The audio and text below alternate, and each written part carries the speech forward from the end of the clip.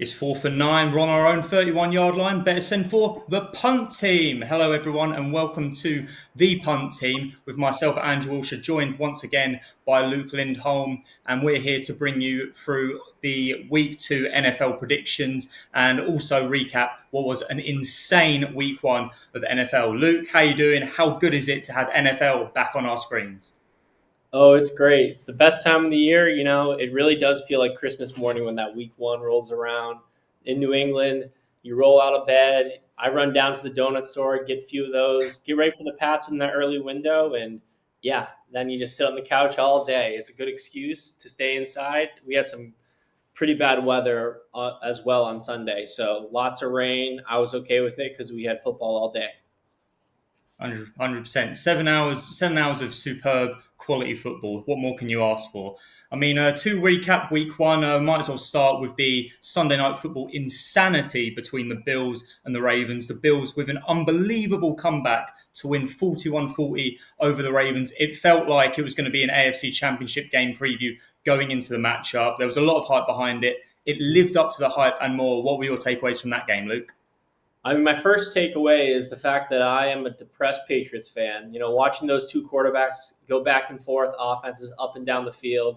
I mean, there won't be a second Tom Brady, but it almost looked like it with the way Josh Allen was playing. I mean, he had that Bills offense absolutely humming. And although the Ravens looked like they had the game, I mean, a lot of people, I'm sure, turned off the TV in that fourth quarter. Man, this is one of the best games I've seen in some time. But it's also, reminder, great excuse. Now is a good time to go back those Baltimore Ravens to win it all. They're up to 7-1 at most sports books, and I mean, you have to feel good as you can feel after a loss with that Ravens team. They'll know they blew it and should have walked out of Buffalo with a victory, but these two teams, I really think it was an AFC conference preview. Absolutely, and I think we talked about it in last week's show as well. You know, if you were looking at backing the Ravens for the Super Bowl, it was best to wait until after week 1 because they did have that tough road game against the Bills.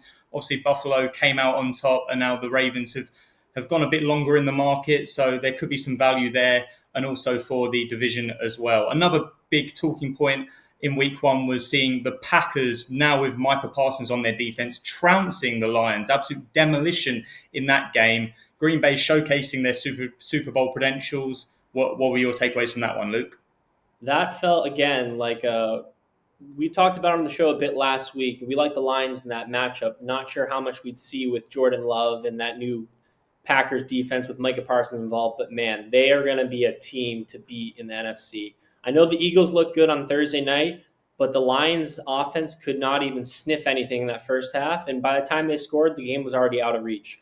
I mean, the way Parsons played, he didn't get on the stat line until the fourth quarter with that big sack and the crowd erupted, but he was causing havoc all game. And you saw it. Goff didn't know what to do. I think their running backs went for 14 receptions. He was just dumping it off constantly. So, man, that Green Bay team looked mean, and I'm excited to see them this Thursday night against the Commanders.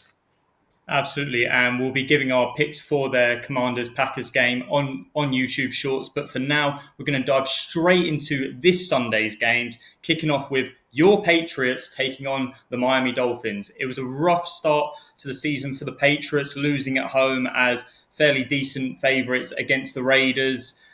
Obviously, there are some questions already popping up around Drake May and whether he will be the future of New England football. Luke, as a Patriots fan, tell me what your thoughts were on that game and also what your thoughts are going into Patriots Dolphins. So I told you, Wilsh, before the show, but I threw on my Patriots retro jacket, tried to get a little old school feel into this and maybe some old school playing with the way they looked after Sunday. But they definitely looked rusty coming out of the gates. Luckily for them, they're heading into a much more favorable matchup this week against the Dolphins defense that couldn't stop Daniel Jones, so that should say a lot. Also, I mean, not going to blame the conditions on Sunday in New England, but it was a gross day. And for some reason, whatever, they just kept throwing the ball. It made no sense to me. In that type of weather, you got to look to your running game, and I expect Coach Vrabel to do that a bit more this week, especially after seeing how the Colts tore up Miami's defense for 156 yards on the ground. Um, Yeah, Yeah, no, Another, definitely.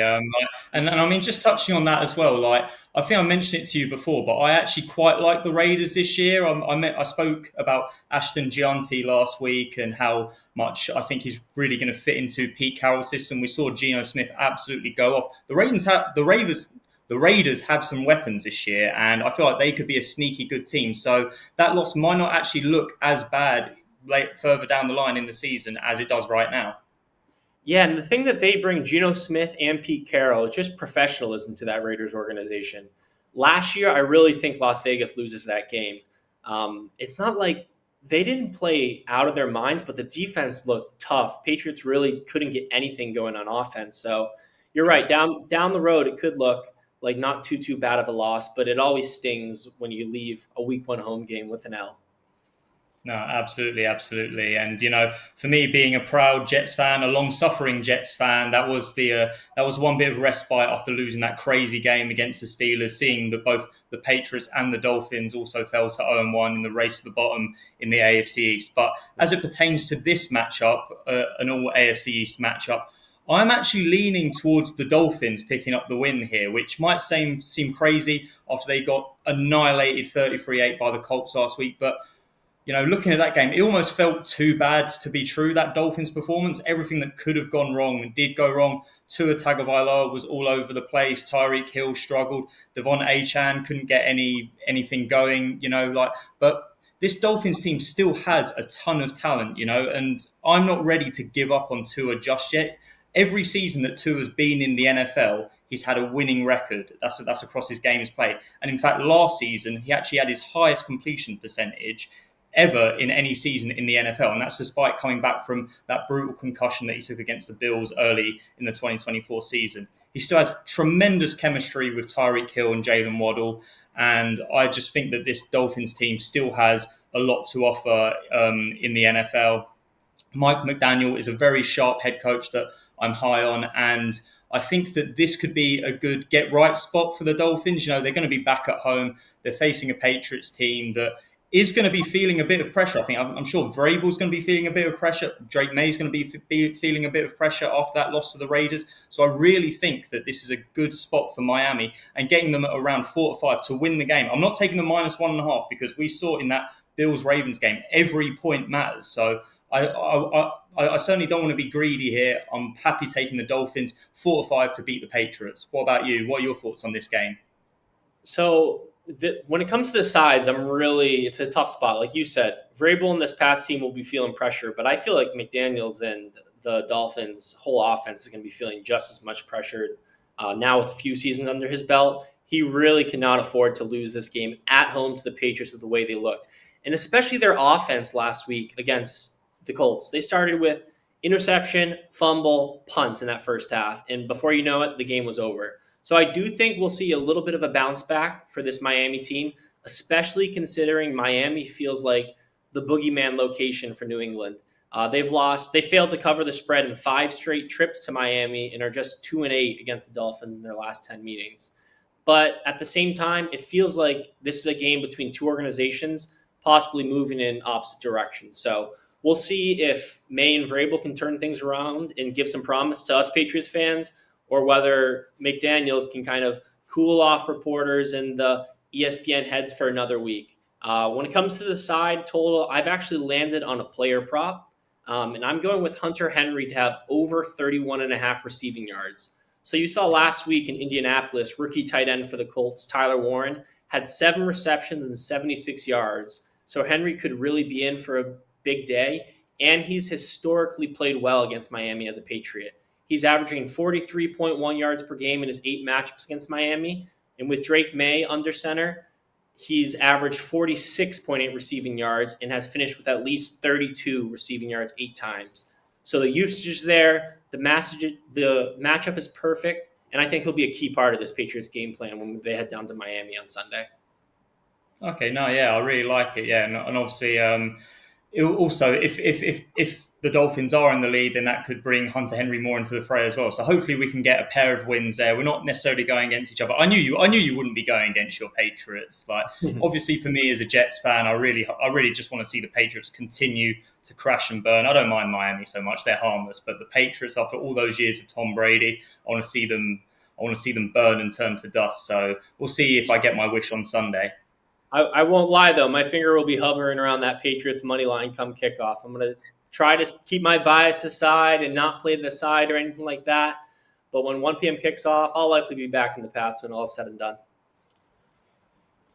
And of course, the other main 6 p.m. game here over in the UK is an all NFC North matchup between the Chicago Bears and the Detroit Lions. Two teams that lost in week one, the Bears being downed by the Vikings, while the Lions were comfortably throttled by Green Bay, as we alluded to before. When it comes to the spread, we've got the Bears as 5.5 point underdogs. The Bears are also available at 21 to 10, while the Lions are 1 to 3, and the over underline is set at 47.5. So, Luke, we've already talked a bit about the Packers, but let's pivot now to the Lions, who were, again, decimated by the Packers.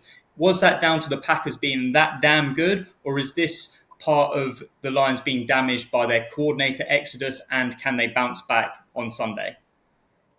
I think it's a bit of both. I mean, the Lions' week one performance was just downright disappointing. I did not see them struggling that much, especially on offense. I honestly thought the defense held it together for most of that game, but with no life from Jared Goff in the offense, it was a disappointing performance. But like you said, I think it really shows just how good this Packers team is going to be this season. And if there's one thing you can count on, it's Dan Campbell's team bouncing back from a loss. So his first season in Detroit, he went 3-13-1. But since that season, they're 11-4 after a loss, winning those games by an average of nearly 15 points. So I really like Campbell in this spot, especially in front of a home crowd now. It's that home opener. And you have to think Chicago's just down in the dumps after their Monday Night Football performance in that fourth quarter. Yeah, no, definitely. I like watching that game. I've said to you before, I'm high on this Chicago team coming into this season, and through those first three quarters, I was like feeling very smug about myself. Yep, this is a team that's going places. And then fourth quarter just completely fell apart. It's going to be tough, but obviously, I think the X factor here is going to be Ben Johnson. You know, like former offensive coordinator of the Lions, now a head coach of the Bears. He obviously orchestrated Detroit's offensive dominance. So do you think that he also knows how to stop it? You know, I think he will have success in Detroit this weekend. It feels like as good as the Lions defense played against Green Bay in that first half while their offense did nothing, I was pretty impressed with Caleb Williams in that first half. And the one thing was they really didn't get their run game going too well. So I think that's an area that they can attack Detroit with, especially with DeAndre Swift. This feels like it could be a back and forth affair, and there's no way the Lions offense is going to get shut out yet again. You know, Dan Campbell, as well as Ben Johnson, they'll have this game circled as soon as he joins Chicago. So I expect both teams to kind of pull out all their tricks, and we could see lots of points. Absolutely. And that leads perfectly into my best bet of the game, which is over 47.5 points. To your point, again, like the Lions still have so many weapons on offense that I just can't see them bouncing back. You know that the Sonic and Knuckles team of David Montgomery and Jahmyr Gibbs, they're gonna be, for lack of a better term, pissed off about how much they were shut down by the Packers. They're gonna come into this game mad, and what better to take your anger and frustration out against than your former offensive coordinator and one of your divisional rivals. I really think that they're gonna be red hot moving the chains, and then likewise there was a lot to like about that Chicago Bears offense against the Vikings. You know, the first drive I thought showcase all of the talents and potential that Caleb Williams possesses. He still has a ton of weapons around him in the likes of DJ Moore. Roma Dunze, I think, has really come on leaps and bounds from his rookie year. You know, he had a great season then, and he looked tremendous in that Monday Night Football game. They've also got the likes of Cole Kmet, Olamide Zacchaeus. Like, they have a lot of weapons on this Bears offense that I think can really make a difference. And crucially, the Lions recorded 0 sacks against the Packers last week. So if that Bears O-line holds up, which is what really limited Caleb Williams last season, if that offensive line can hold up and give Williams the time to throw the football and go off on designed run plays, I really think that the Bears can have some offensive success in this game. Over 47.5 for me. That line looks way too low. I'm all about the over. What's your best bet? No, I do like the over in this one, but I'm just not overthinking it here. The Bears showed flashes last week, but they're still working out the kinks with Ben Johnson. Like you said, it was a great opening drive from them and a great first half, really. But then it dried up in the second half. And they're going against the Lions team that is desperate for a win after the disappointing opener. You talk about the NFL, you don't want to overreact to week one, and this is a spot where I'm not overreacting. And I found a great trend where teams that lose by double digits in week one, so Detroit in this case, they have responded by going 50, 29, and 3. That's against the spread. Wow. That's a 63.3% over the last 13 seasons. So this is a team we were talking about winning the NFC, making it to the Super Bowl this year, and I'm just not going to overreact. They lost to a Packers team that's likely on that same path.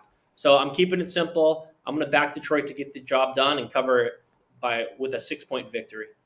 Now moving on to the 9:25 game, and I cannot believe this isn't a primetime matchup. It's a Super Bowl rematch. We've got the Philadelphia Eagles traveling to Arrowhead to take on the Kansas City Chiefs. The Eagles are 1-point favorites. The bookies can barely split them. The Eagles 20-23, Chiefs 20-21 to get the win, and the over-under is set at 47.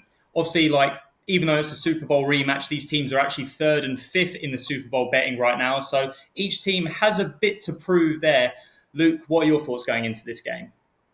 Man, I can't wait to watch this matchup. I mean, you kind of have a tale of two halves, though.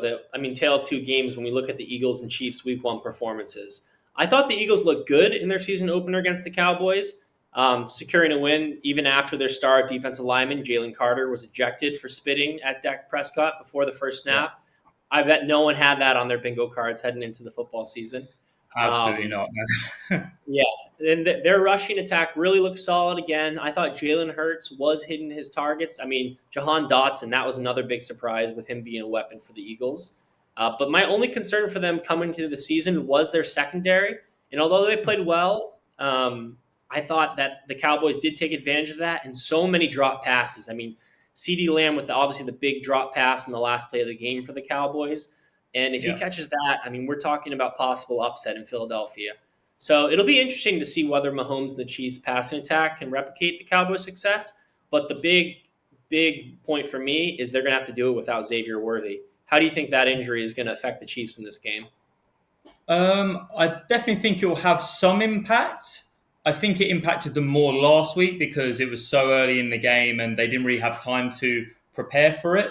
I do think that, give Andy Reid and Patrick Mahomes a week to work without a tool and they'll find a way to make it work, I think. And to your point around the Eagles' depleted secondary, I definitely feel like Mahomes will be able to take advantage of that and make the Eagles feel human. And going back to your point in what you mentioned in the Bears-Lions game, NFL overreactions and how one play can change anything. If Lamb had caught that touchdown and the Cowboys win, would the Eagles still be 1-point favorites? Probably not. But here we are. They're 1-point favorites. I want to take advantage of that. And I actually really like the Chiefs, even without Xavier Worthy, as 1-point underdogs. It might only be 1 point, but this will actually only be the second, if this line holds, this will actually only be the second time in Mahomes' career that he will have been an underdog at home. He hasn't been an underdog much in his career, but when he has been, he typically covers the spread. He has an 8-2-1 record against the spread as an underdog. So honestly, bet against him at your peril. So factoring all that in, I just really like the Chiefs to bounce back in this spot. Again, the Eagles did get the job done against the Cowboys, but they weren't overly glamorous. And I think that the Worthy injury is perhaps being overplayed a bit too much because Mahomes always seems to find a way. He found Hollywood Brown. He found Travis Kelce. He's got Juju Smith-Schuster. He still doesn't have a shortage of weapons, and I really like him to bounce back. Arrowhead's going to be rocking in that game, and I really think that he can kick on. But what about you? Do you think that the Worthy injury could have a greater impact on the Chiefs than I believe?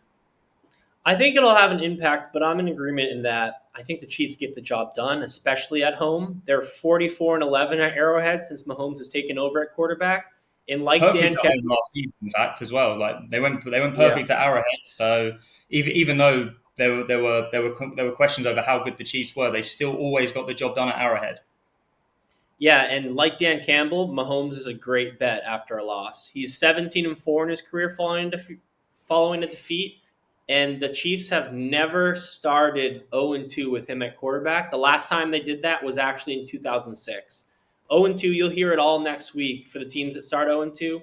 Your playoff chances go way, way down. And obviously, I was big on this Kansas City team to win the AFC West. I still think they can do it, but we're going to really have to see them win this game. For my side, it's tough back in Kansas City. It's tough back in the Eagles. The Chiefs have won 13 straight at home. Eagles have won 7 straight games overall dating back to last season. So, like the Dolphins Patriots game, I'm actually looking at a player prop in this one, and Okay. that's Jalen Hurts. He has found the end zone with his legs in 12 of the Eagles' last 15 games, which excludes a Week 18 game last year where he played 12 snaps. He's a consistent rushing threat, even with Saquon in the backfield, especially in the red zone. I mean, we saw that on Thursday Night Football against the Cowboys. So I'm going to back him to find the end zone at least once in this game. Yeah, no, I like it. Yeah, I can definitely see points being scored in this game, and you know, Hertz is always good for a tush push at around 10 to 11. I do think that there's good value there as an anytime touchdown scorer. And then rounding off week two's Sunday coverage of the NFL, we have the Atlanta Falcons making the trip to the Minnesota Vikings on Sunday Night Football. The Falcons are 5-point underdogs for this one. You can get the Falcons at 7-4 and the Vikings 4-9 to win outright. And the over-under is set at 45. So, Luke, I want to start with the Vikings here. They're playing their second straight primetime game to open the season. It's a bit of a baptism of fire for JJ McCarthy, making his first 2 NFL starts in primetime. But he's also facing another quarterback that was taken ahead of him in the 2024 draft. So let's start firstly with what you thought of McCarthy's debut in last week's Monday Night Football. Well, if I just watched the first 3 quarters, I would tell you he was god awful. But if I just watched the fourth quarter, I would say he is a stud and he is going to be a winner in this league. I mean, how poorly he played in those first 3 quarters to have the Mm-hmm. confidence to then lead that Minnesota team on the comeback. You don't find that in many quarterbacks. Unlike unlike the Falcons, the Vikings made the most of their opportunities in Week 1, pulling off the impressive fourth quarter comeback against the Bears. And again, he really showed kind of how much confidence he has and outscored the Bears 21-7 in the fourth quarter. That's a great sign for the future of the franchise. So it'll be interesting to see now that he has a game under his belt how he comes into this one. I mean, I really cannot start the same way he did against Chicago. You're not going to get many Bears in this league, and I don't think the Falcons squander a lead like that. But how do you see him showing up against this tough Atlanta D? Yeah, I think the Atlanta D will be the X factor for me. I was really impressed by how well they dealt with Baker Mayfield and that Bucks offense last week. Obviously, the Bucks eventually got the victory, but I said last week how high I am on this Tampa Bay team and their offense, and the Falcons just completely shut Baker down. You know, held him to below 200 yards. He had barely a 50% completion rate. So signs are there that Atlanta's on the improve. And I actually think that they could be a sleeper team this year. Michael Penix really looked hot, nearly broke 300 passing yards. And he has a lot of weapons now. Bijan Robinson, Kyle Pitts, Drake London, all look like absolute studs. So, yeah, I can really see the Falcons making some noise this season. And again, we go back to the overreactions. Young Hui Koo missed a 45-yard field goal to tie up that game with the Bucks and send it to overtime. If he makes that kick and the Falcons get the win in overtime, this spread isn't 5 points. Similarly, if the Vikings don't pull off that fourth quarter comeback, if you judge it based on just those first 3 quarters, they're not 5 point favorites. I know that football is a 60-minute game. You have to take every play into consideration, but I don't think the results actually show where each team is right now. And I feel like Atlanta is actually being undervalued in this spot. They've an absolute bevy of weapons on offense. and their defense is really looking sharp. I actually really like the Falcons to keep this within 5 points. And to be quite honest, I wouldn't be surprised in the slightest if they actually win this outright. To your point, I thought JJ McCarthy did a stellar job in that fourth quarter, driving his team back from the jaws of defeat to clinch the victory, and of course him running in the touchdown as well. But I prefer to look at the overall picture, the overall sample size. I do think that some luck factored into that comeback. I think that he will be a great quarterback in the league, but you're asking a lot on his second start to do that again when Penix feels so far ahead of him already in his NFL career. So Falcons with the 5 points is my best bet for this matchup. What about you? Yeah, the one area I'm concerned about for Atlanta, because I agree, I do think they played really well, and I was surprised with how they played against Tampa Bay. It's their run game. They only averaged 2.2 yards per attempt between Bijan and Tyler Algier last week, and I'm not sure how much easier it's going to get against this Viking defense that held DeAndre Mm-hmm. Swift to just over 3 yards per attempt. Also, although Penix does have a little more experience than JJ McCarthy, this is just his second career road start. And he played a clean game in week one. We saw no interceptions, but with a rocking crowd in Minnesota, I do expect him to struggle a bit more this time around, but I'm really not sold on McCarthy. I mean, like we said, he struggled all game and didn't have many yards at all entering that fourth quarter. And Mm-hmm. although I think the Vikings can get the job done, both of these teams feature young quarterbacks going up against experienced defensive coordinators in Brian Flores and Jeff Ulbrich. So that's a Mm-hmm. recipe for defensive struggle. Also, when the Vikings were favorites by 3 points or more last year, they were 5-1 to the under. With both offenses likely to lean on a run game after not establishing much last week, they want to get that going. And two good defensive minds on the sideline, I really do expect a low scoring affair in this one. So I'm going with under 45.5 as my pick. Absolutely, and I honestly couldn't agree more with what you say about the defensive coordinators. I think Brian Flores is the best defensive mind in the NFL, and really he should be a head coach right now, in my opinion. I thought he did a terrific job while he was in charge of the Dolphins. He didn't get a fair shake there, and he's come in and he's completely rejuvenated this Vikings D. I love that play, and again, if it's a low scoring game, that gives value to the Falcons with the 5 points as well. So even if you're looking at a bet builder, a same game parlay, Falcons +5 and under 45, I think both of our best bets certainly has legs. And now it's time to get into our big game treble, covering the three big games of the Sunday slate. Last week we went 2 out of 3. We nailed our first two on the Bucks and the Chargers, but unfortunately the Lions couldn't get it done for us. Hopefully we have a bit more luck this time around. So sign off our big game treble. I'll go first. That's all right, Luke. I'm going to go with the Bears and Lions over 47.5 points. We touched on it a bit already, but Ben Johnson has a bevy of weapons to work with on this Bears offense, and he should be able to get the most out of his dual threat quarterback, Caleb Williams, especially after the Lions recorded 0 sacks against the Packers last week. But then looking at the Detroit offense, you have to think that they're going to be very hungry after that humiliating loss to the Packers last week. I expect Sonic and Knuckles, Jahmyr Gibbs and David Montgomery to come out hot in this one, and I think it has all the makings of the shootout. In our second leg, I would like to go with Chiefs +1. And again, I think it's important to take the singular point because, as we saw in Bills Ravens last week, every point matters. Now, Mahomes is 8-2-1 against the spread as an underdog, so you always have to bet against him at your own peril. The Chiefs were perfect at Arrowhead last season, and I believe that the Eagles' departures on defense could make them very vulnerable to Kansas City. Andy Reid and Patrick Mahomes will find a way to carve through this Eagles team. So I'm going with Chiefs +1. And Luke, over to you for your final pick on the treble. So for the final pick, we're going to Sunday Night Football in prime time, and we're going to add the Falcons Vikings under 45.5. As I went over, the Vikings as 3+ point favorites last year were 5-1 to the under, and we have a game featuring two young quarterbacks with not much experience going against two defensive coordinators with some of the most experience in the NFL. So I love the under here. The Vikings exploded for 21 points in the fourth quarter last week. We are not going to see that again, and I think J.J. McCarthy and Michael Penix will both struggle on this one as we cruise under that 45.5 point total.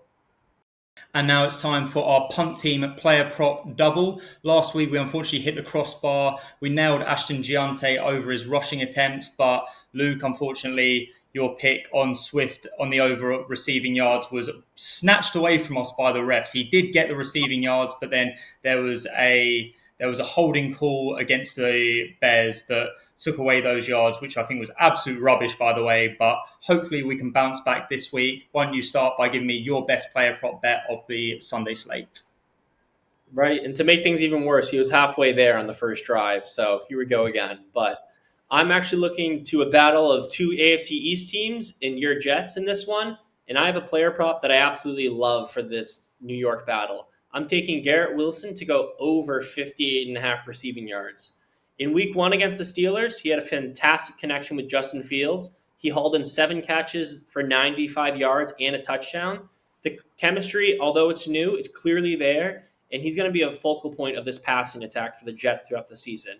Additionally, the Bills secondary has shown their vulnerability to wide receiver one players. Last week, they gave up 143 receiving yards to the Ravens' top receiver, Zay Flowers, and Garrett has always seemed to show up when they play the Bills. He's averaged over 64 yards per game in his career against Buffalo and has cleared this line of 58.5 in 4 of those 6 career matchups. He's a consistent threat, and with his volume rapport with Fields, I think he has a big day. So give me Garrett Wilson over 58.5 receiving yards when they take on the Bills. Yes, absolutely love that play. Garrett's chemistry with Justin Fields, well documented from their Ohio State days, and I thought that the two of them looked absolutely tremendous in that game against the Steelers. Love that play. For my player prop, I'm going with an under, and I'm taking the under on Cam Ward's 200.5 passing yards. To put it lightly, I thought Cam Ward looked awful against the Broncos last week. He completed only 43% of his passes for 112 yards. I will accept that Mile High is a tough place to go on your NFL debut, and he probably will need some time to develop, but I really can't see him bouncing back, especially when the Titans had a lot of opportunities to break through Denver in that game. The Broncos made a lot of mistakes, and Cam Ward just could not punish them. Now, he will be playing at home this week, but the current weather forecast says that it's going to be 36 degrees Celsius in Nashville, so, high 90s. So it's going to be toasty out there, and I think Ward will find it particularly tough. And not only that, but he's going up against a Rams defense that didn't allow a single touchdown against the Texans last week, held them to nine points, and they also held CJ Stroud to just 188 yards. Tennessee gave up 6 sacks last week, and that could mean Ward is running for his life from Jared Verse. I cannot see him having a productive day against his vicious Rams defense, especially after what I saw last week. And now let's dive into our best bets of week 2. Now, me and Luke, we have a lot of fun together. We have a good relationship, but we do go head to head when it comes to who is the better handicapper. So we will be keeping score this season on who has the better best bets record. And I'm going to kick off with mine, which is the Jaguars plus 3.5 against the Bengals. Both the Jags and the Bengals won last week, but the Jags looked about 10 times more impressive than Cincinnati did.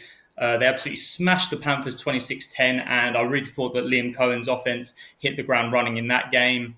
Trevor Lawrence got all of his receivers involved.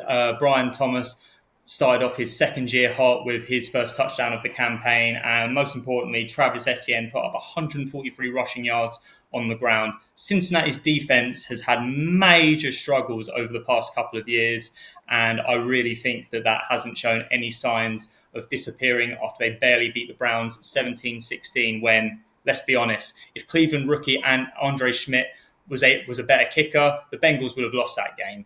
Burrow claimed coming into the season that he felt better than ever coming in, but throwing for 113 passing yards tells me otherwise. The Bengals are famously slow starters and have lost their last 6 week 2 games. I said last week how high I am on the Jags this season. They were my pick for the AFC South, and I think it's an absolute steal that we're getting them to keep this one within a field goal. How about you, Luke? What way are you going? So for my best bet, I'm actually going to the Broncos-Colts game. And I'm not going to overreact with that poor Denver performance that they had against the Titans this past week. They turned the ball over 4 times, which was the first time that has happened with Sean Payton in town in Denver. And the fact that they still won, that does say a lot because you don't often see teams winning games with 4 turnovers. Also, was just so impressed with their defense. Although it's a rookie quarterback, they allowed just 2.4 yards per play, and the Titans managed just 7 first downs the entire game. So I really do expect their defense to step up again. And are we really gonna jump on the Daniel Jones train already? We're doing this again. I mean, we saw what he did in DJ the for one MVP. DJ for MVP is happening. right? If he gets 2 rushing touchdowns every game, then we could see that. But I am just not sold on Daniel Jones, and I am selling on this Colts offense. The big thing for them last week was they converted on turnovers. So I talked about Denver turning the ball over 4 times. I expect them to clean that up this week.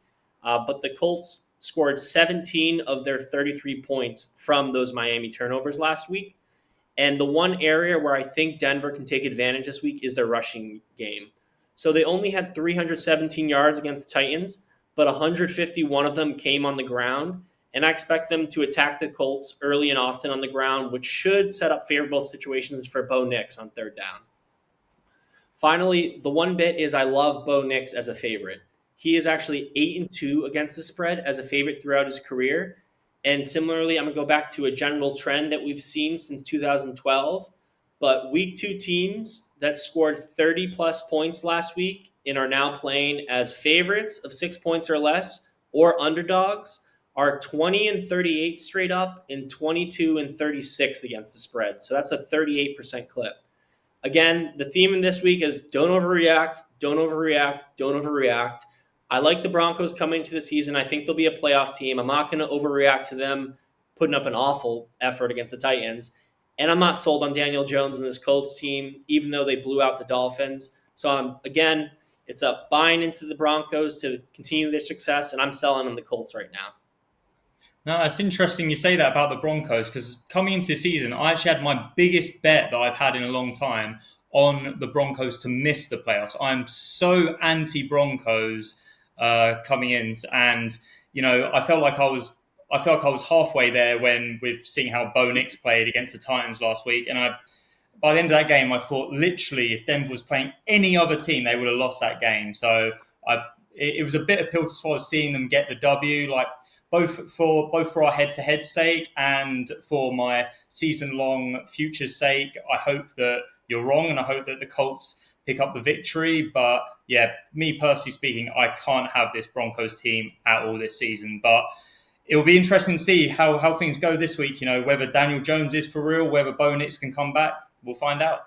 So that is it for week 2, ladies and gentlemen. The NFL season is well and truly underway. Again, we had some unbelievable, unforgettable games last week. And if week 2 is half as good as what week 1 served up, then we should be in for an absolute treat. Best of luck with all your bets for the upcoming week. And remember to like and comment on this video, whether you agree or disagree with mine and Luke's picks, and tell us your best bets as well. But for now, he's been Luke Lindholm. I've been Andrew Wilsher. If it's ever a 4th and 9 and you're on your own 33-yard line, send for the punt team. Thank you very much.